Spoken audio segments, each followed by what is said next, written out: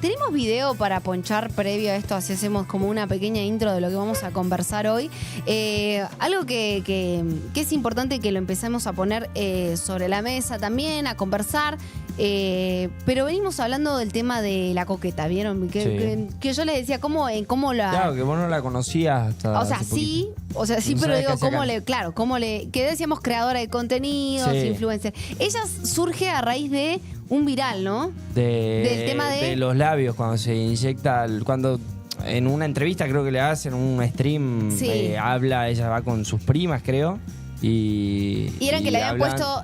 como que una decía, a mí me pusieron, pero yo no quería tanto, y entonces el resto se lo puso ella, como de la misma aguja, era medio... Claro, polémico y mucho humor, llamó mucho la atención, claro, ¡pum!, se viralizó. Sí. A partir de ahí, contenidos dentro de más o menos del mismo tono, se vuelve hiper conocida la coqueta, empieza también, hace un par de canciones que hemos puesto también acá, pero en esta entrevista...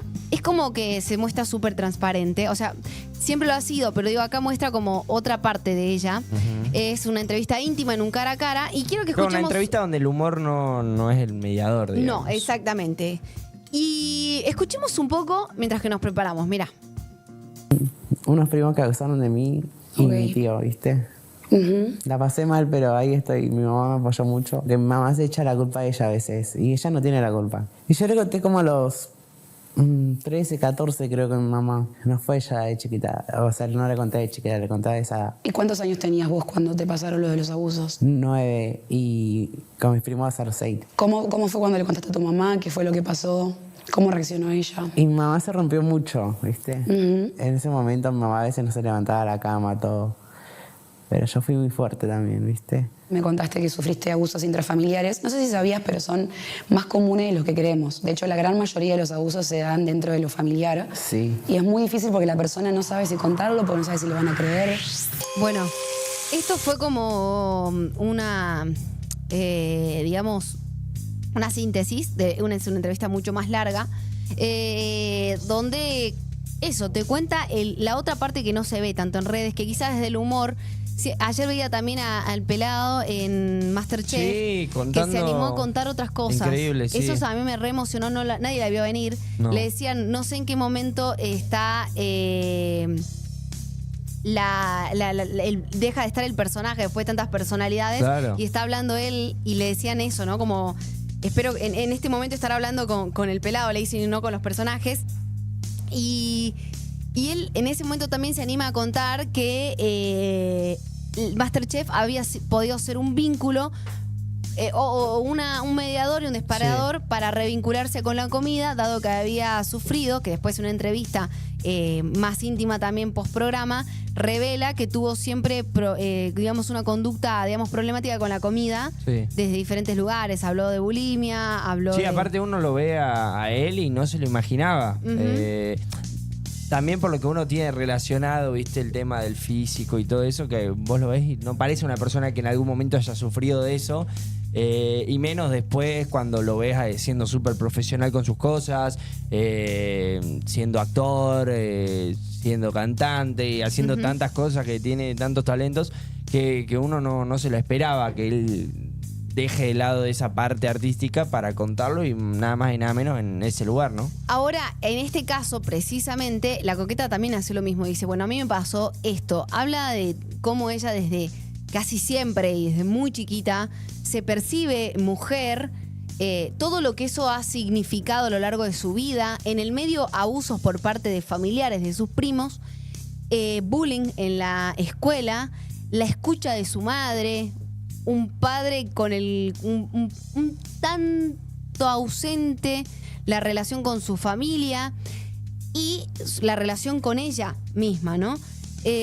Vamos de a poco a empezar a escucharlo, pero le quiero dar la bienvenida. Ya la tenemos a Karina Allende, ella es psicóloga y está con nosotros. Karina, muy buen día. Buenos días, ¿qué tal? ¿Cómo están? Un placer tenerte acá y bueno, siempre sorprende y como sensibiliza escuchar este tipo de entrevistas, porque es otra manera de difundir este tipo de temas. Cuando hablamos, por ejemplo, de personas transgénero, quizás se habla mucho, pero al mismo tiempo es como que no se habla como deberíamos hablarlo, o queda en un viral, o queda en este caso en un testimonio, ¿no?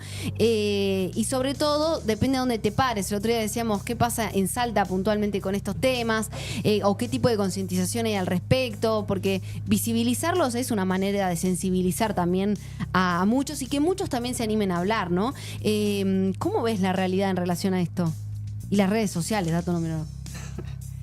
Sí, la verdad que me pone muy contento que comencemos a hablar de estos temas, fundamentalmente porque a veces eso es tabú, a veces hay muchos prejuicios, un poco como plasmaba en el informe La Coqueta, hay mucha discriminación y sobre todo esto de lo diferente, ¿no? Que lo que es diferente, en general es excluido, ¿no?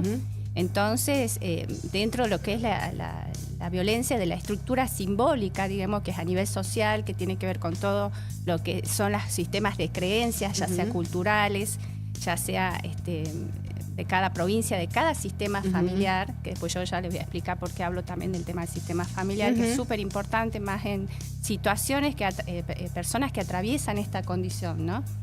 En esto del norte, es muy lindo esto que estás diciendo, porque nosotros en lo que es la Argentina tenemos dos referentes muy importantes que surgieron del norte. Una es de la provincia de Tucumán, de pueblos originarios calchaquí, que es Diana Sagayán, me cuenta el apellido. Sí. Ella fue una militante que luchó mucho por los derechos de la comunidad LGBTI. Sí. Luchó mucho, de hecho, en el 2021 se promulgó la ley de trabajo formal, ¿no? Que equivale a un 1% de la planta laboral, tiene que equivaler a un 1% una persona que sea de transgénero, travesti, de todo lo que sería la comunidad. Después tenemos que ya esta referente fallece en 2018. Sí. La encuentran muerta en su departamento en Buenos Aires, ¿no?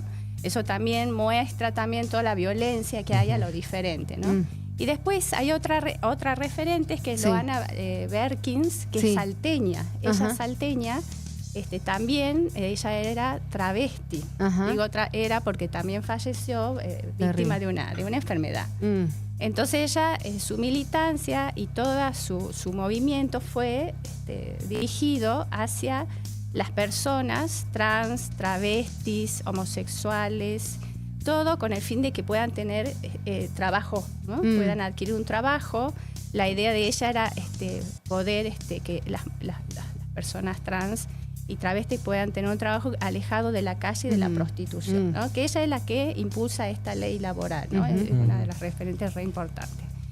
Y en cuanto a esto que yo le decía hace rato, la familia, esto que cuenta un poco La Coqueta, del apoyo de su mamá, es fundamental. Sí, ella dice, ¿no? La madre, lo primero, no sé si en uno de los recortes, Delphi, te pregunto, vos que los tenés ahí, en uno de los recortes ella dice, ¿cómo fue la reacción de tu mamá? Y lo primero que dice es, me apoyó desde el principio, me dijo, yo te apoyo, yo te banco.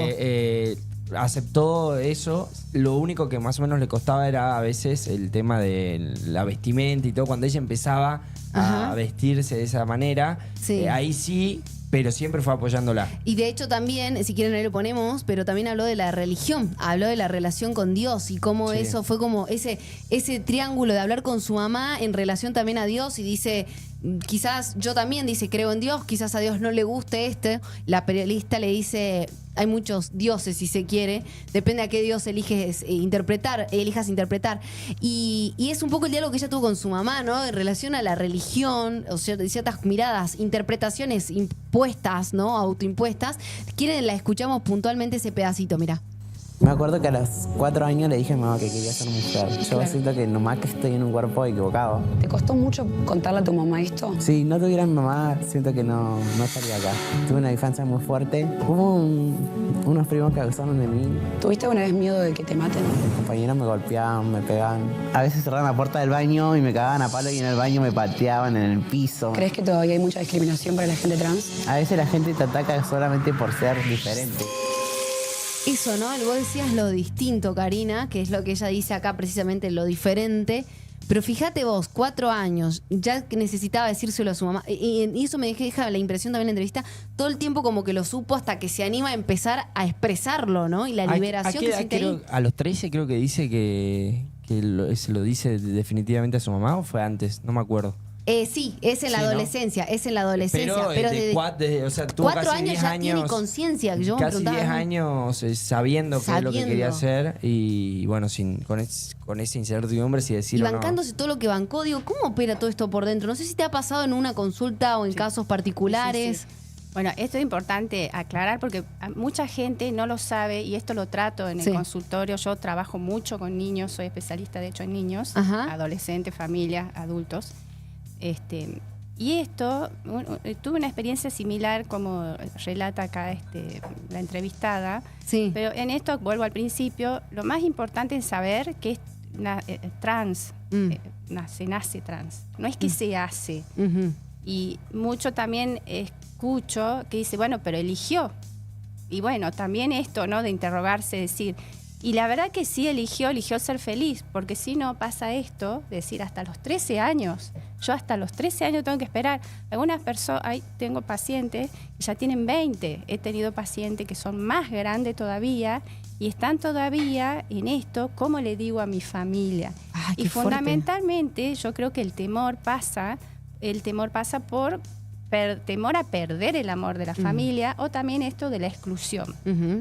Por eso, uno de los pilares en el crecimiento y desarrollo de la coqueta fue su mamá. Si bien no sabían mucha gente, y una prima creo que también decía ahí. Habla mucho de sus primas. Sus primas que la apoyaron. Entonces, eso ayuda a la persona a atravesar todos estos cambios, ¿no? Porque son muchos cambios, porque no va a ser desde que nace el jardín. He tenido un pacientito. Tenía un pacientito, voy a contar una pequeña experiencia. Tenía un pacientito que iba a consulta, iba con su hermanito más chiquito. El hermanito tenía 3, 4 años y cada vez que ingresaba al consultorio me decía el hermanito, Cari, yo me quiero quedar a jugar aquí. No, mi amor, o sea, hoy lo veo tu hermano. Bueno, pero ¿me puedo llevar una muñeca? Me decía, bueno, le digo, elegí la que quieras. Y él elegía y se iba. Ahí yo le decía, tráemela luego, ¿no? Sí, Cari. Y cuando venía la muñeca, venía toda peinadita, las uñitas pintadas, hermosa, me la traía hermosa. Bueno, resolvió el motivo de consulta por lo que venía su hermano. Pasaron los años y llega luego este niño, ya tenía 7 más o menos, 6, 7. ¿Llegó con cuántos dijiste? Venía con el hermano, acompañando al hermanito. Chiquito, a los 3, 4 años. 3, 4 claro, años. Él iba de compañía con su mamá, lo dejaba a su hermano y ellos se iban, después lo retiraban. Pasan los años y habían pasado como 3, 4 años más o menos y regresan los padres y la consulta era, mirá, Cari, yo no sé si es varón, si es mujer, la verdad que no sé, veamos. Pues la verdad que me preocupa porque mirá que realmente le gusten los varones, ¿qué problema va a ser? ¿No? Y esto también, esto de la religión, ¿no? Qué importante y cómo nos marca también, ¿no?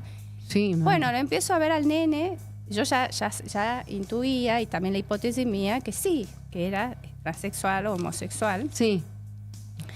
Empezamos a tener más confianza y un día él me dice que le gustaba un compañerito. Pero esto no tiene que saber nadie, dice. De mi familia no. Bueno. Ya con esa edad, ya tenía esa culpa, ¿no? Estaba con ese tema. Entonces le digo, bueno, juguemos. Bueno, jugamos mucho. Y dice, yo te voy a le digo, tráete un juguete si querés la próxima vez. Bueno, y trae un juguete. Venía con un juguete. Y esto también todo lo que es la familia y lo que es lo social. La madre lo había puesto al juguete en una bolsita del súper negra adentro. Él ingresa y cuando lo saca, le digo, che, pero mira, ¿cómo ha hecho para entrar con tantas bolsas? Le decía y se reía, mi mamá me lo puso. Saca la muñeca y era una sirena. Dice, mirá, ¡ay, qué buena que está! Y mirá, mueve la colita, las alitas. Decía, bueno. Y bueno, eso también es algo tan significativo porque la sirena es un juguete que, fíjate vos, no tiene órganos, o sea, no muestra.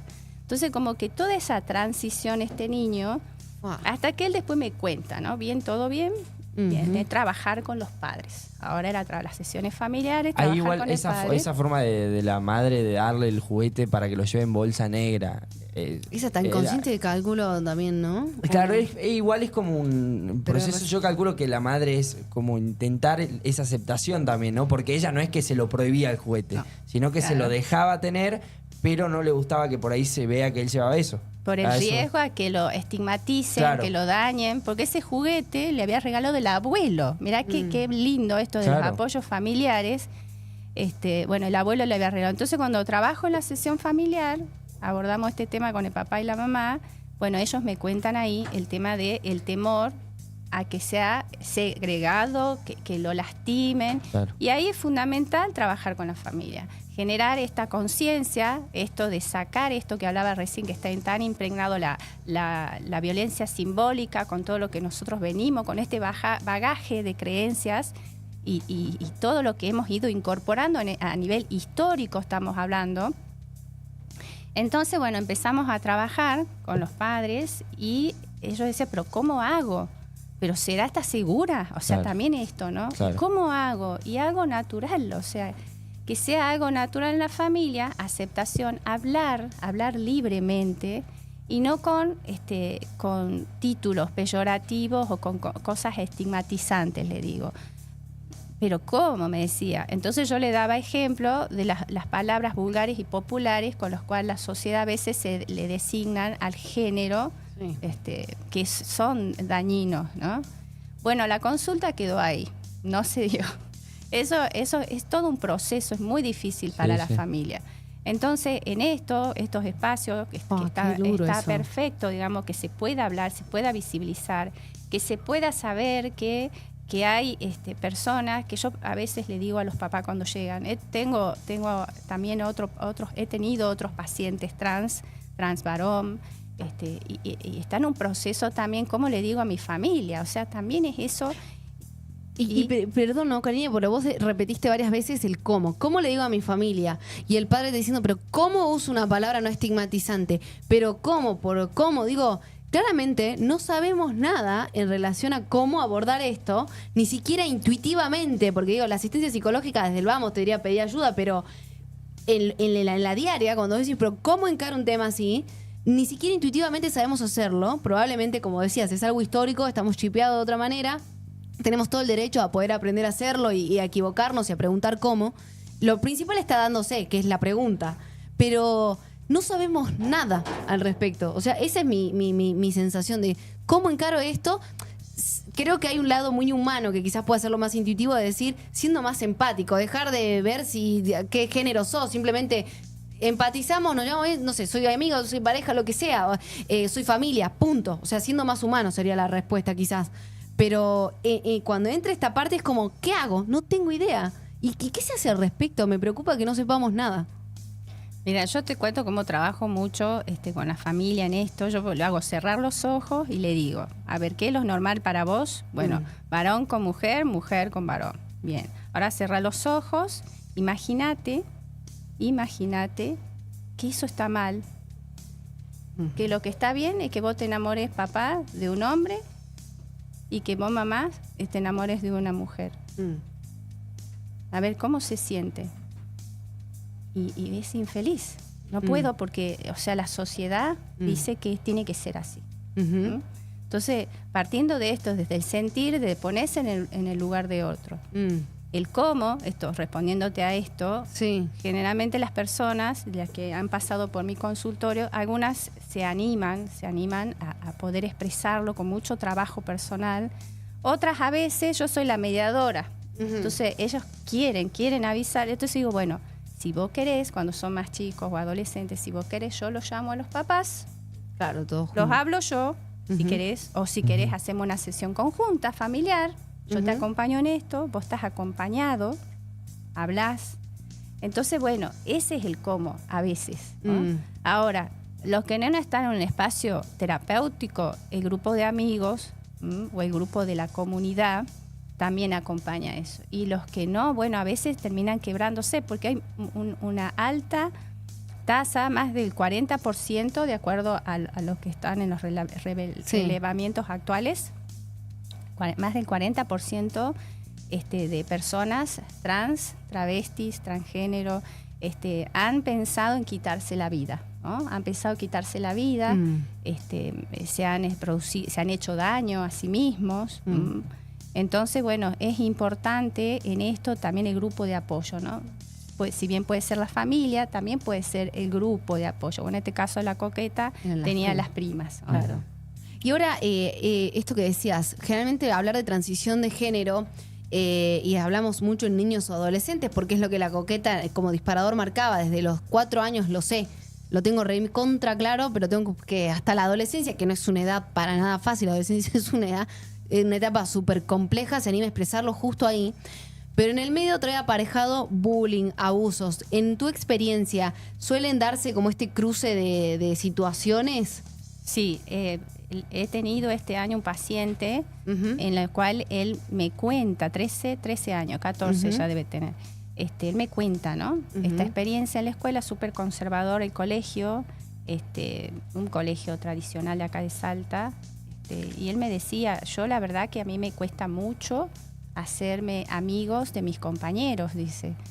Yo soy más amiga, dice, de mis compañeras. Y tenía dos, 3 compañeras que la amaba mucho. Entonces dice, pero bueno, la verdad que trabajamos mucho con él y él quería cambiarse de colegio. Entonces trabajamos mucho eso, pude arribar también con los padres. No llegamos a hablar de lo que a él le pasaba, porque él atemorizaba mucho y en eso también hay que ir acompañando al paciente en ese tramo, ¿no?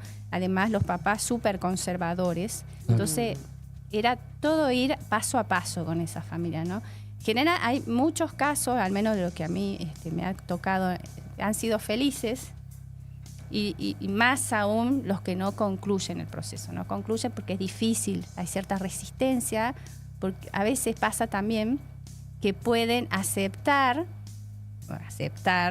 bueno, sí, mi hija es trans o mi hijo es trans, pero internamente por lo religioso no corresponde. Pero como es mi hija, lo acepto. Claro. Pero si entramos a hablar en Claro, profundidad... es como si fuera mi hija, pero si hay otro que no es mi hijo, yo lo miro de reojo, digamos. Claro, como que diremos, uy, lo respeto, pero... Claro, porque la amo, porque quiero que pero queda ahí, es muy difícil porque no es, yo creo que en esto no es tanto de maldad, simplemente porque están tan arraigadas las creencias y los valores y se van repitiendo de generación a generación. Entonces, que nazca en la familia una persona trans es difícil. A mí, yo lo que me pregunto, por ejemplo, seguimos con el ejemplo de que ella a los 4 años ya sabía lo que quería. Todo ese proceso hasta que empieza a cambiar de género, me imagino que si fuera por ella lo hubiera hecho desde ese momento, desde los 4 años, y hubiera vivido desde toda su infancia así. Pero hoy en día uno lo ve imposible, no solo por la familia, porque quizás vos decís, bueno, tengo una familia que me recontra acepta y me acompaña en mi casa, pero afuera de la casa hay un mundo y en el mundo están esos compañeritos de colegio, por ejemplo. O el mismo colegio, un mismo colegio que acepte a una persona trans siendo tan joven, ¿se ve o no hay una posibilidad hoy en día? Por ejemplo, un colegio que diga, che, 12 años y este nene quiere ser nena. Yo creo que sí hay colegios, no hay muchos, pero sí hay aceptación en esto. Y en esto que también decías recién, desde los 4 años, los chicos van en desarrollo, ¿no? A veces hay dudas. Claro. A veces hay dudas. También puede ocurrir. Hay algunos, esta experiencia que le cuente de este nene, él es como que algo veía ahí, me gusta más jugar con muñeca, me gusta más vestirme así, asá, pero ya después, ya a los 7, ya es como decir, no, a mí ya me gusta un chiquito, me gusta un compañerito, ¿no? Y me contaba, charlábamos con naturalidad y sentía un alivio. Lo de la familia, porque siempre lo recalco, porque puede haber un infierno afuera, puede haber bullying, puede haber un montón de cosas, pero ¿a dónde volvés siempre? A la casa, a la familia. Y ahí vas a tener una mamá, un hermano, alguien que te acompaña, te da ese apoyo, te da esa palabra de aliento, de amor y seguís. Eso es lo que ella retrata, o sea, en su mamá, en sus primas, sobre todo, en padre. Dice, tengo una buena relación, pero el padre siempre fue como muy escueto en relación a la reacción que tuvo cuando la coqueta decide contarlo. Y de esto que decía de las escuelas, porque por ahí decís, bueno, hay escuelas, colegios que aceptan, ¿no? El tema es después la gestión por dentro, porque Claro. lo que ella decía es, mis profesores no hacían nada y todos sabían lo que estaba pasando. Pero ni siquiera hablando solamente de transición de género. Hoy pasa en las escuelas que vos decís, bueno, puedes aceptar a todo el mundo. Pero cuando se plantea un tema de bullying, primero que tengan un gabinete interdisciplinar, después, pero fuera de eso, el abordaje de muchos profesores al respecto de esto. No son todos, pero existe una gran mayoría que por desconocimiento, ignorancia o por ser igual que el alumno que hace bullying, o la familia del alumno que incentiva eso, pecan de omitir o, repito, con mucha decisión, no hacer nada. Porque lamentablemente esta narrativa y estos discursos de odio y de no aceptación están muy instalados también, ¿no? Entonces, por ahí también la capacitación me parece que es clave, desburrarnos un poco y después la empatía, la humana, de decir, che, no por ser... Es como, yo el otro día leí una frase, ¿no? Dice, algo así como, lo que se confiesa, no sé, dice... Es un crimen, digo, no tengo por qué confesar, digo, mi identidad, ¿no? Mi sexualidad, es como, no es un crimen lo que estoy haciendo. Y a veces parece eso, ¿no? ¿Por qué le pedís a alguien que te explique, más allá de que lo hablemos y lo importante que es que soy transgénero? Si yo no ando por la vida diciendo, hola, soy fulana de tal y soy hetero. Es como, no tiene lógica, pero bueno, lamentablemente existe, por eso hay que hablarlo, ¿no? Exactamente. Y ahora yo quisiera, Karina, que a la gente que está del otro lado también y que vaya a ver esto, ¿cómo comenzamos a involucrarnos con esto? Bueno, eso ya tiene que ver con prevención y es hablar con más naturalidad, ¿no? Uh-huh. A ver, yo también lo digo así, es como que somos frascos, o sea, vos ves el frasco, no te fijas, o sea, sos el frasco. Uh-huh. O sea, no es ni varón ni mujer, somos personas Uh-huh. y a veces les ponemos varón, mujer, trans, demás, no, somos personas que sentimos, son personas que amamos, son personas que nos enojamos, somos personas... Entonces en esto es hablar con naturalidad desde el ser, ¿no? Desde el ser, si la persona, uy, qué buen laburo que hizo, mirá, qué bueno, sí, llámalo. Y si yo veo que es trans, y decía, oh, no, mira, no sé, che, mira, será algo confiable. Bueno, es todo, ¿no? De hablar y naturalizar que somos todos iguales, podemos decir. Somos iguales, no importa si somos varón, mujer, trans, travesti. Es naturalizar esto, ¿no? Porque eso es lo que pasa. Tanto desconocimiento que hay, porque decimos es tan diferente. Escucho que no, son unos histéricos, son unas histéricas, ay, no sabes lo que son. No, son personas como vos, yo y como cualquier otro ser humano que siente y respetar ese sentir. Y la reacción, no me quiero quedar con esta pregunta. Vi en la coqueta como... yo no sé por qué esperaba por ahí, o espero, quizás porque soy así como... Siento que ella siempre está sonriente, claro. Sí, siempre está sonriente ante cada respuesta o encuentra una vuelta y sonríe ante la situación. Aunque está contando algo súper duro, se pone por momentos más seria, pero siempre es como, bueno, sí, yo seguí. Sí, muchas veces con una sonrisa, inclusive cuando recordaba los golpes que recibía, por ejemplo. Eso son como... O los abusos mismos. Eso. Me llamó la atención. Bueno, esos Supongo son, algo de defensa. claro, son recursos para afrontar. O sea, hay personas que dicen, mira, me está burlando, estoy hablando con él, se me ríe. Bueno, es un recurso para afrontar esa situación que para esa persona quizá carga tensión y baja esa tensión con la sonrisa, ¿no? Son recursos internos. Karina, ¿cómo te encuentra la gente en el caso de alguien que quiera pedir ayuda y recibirla, ¿no? Sí, bueno, yo tengo mi consultorio en la Madrid 33. Ajá. Bueno, y también pueden llamarme a mi teléfono personal. Sí. 0387 35 37 27. Ok. Bien, ahí está entonces para que puedan contactarse, porque esto, cada vez que habla alguien hay muchas otras personas que tienen la necesidad de hacerlo después de verlo, ¿no? Entonces, por eso es importante que lo visibilicemos. Muchas gracias por todo el tiempo que te has tomado para llegar. Muchas gracias por la invitación. Ahí está, Karina Allende, es psicóloga, tienen el número en pantalla, 3875 35 37 27. Hablábamos de transición de género en niños y adolescentes, porque eso tiene que quedar claro, no es algo que se hace. Lo decía Karina, nacés, y en el caso de la coqueta tiene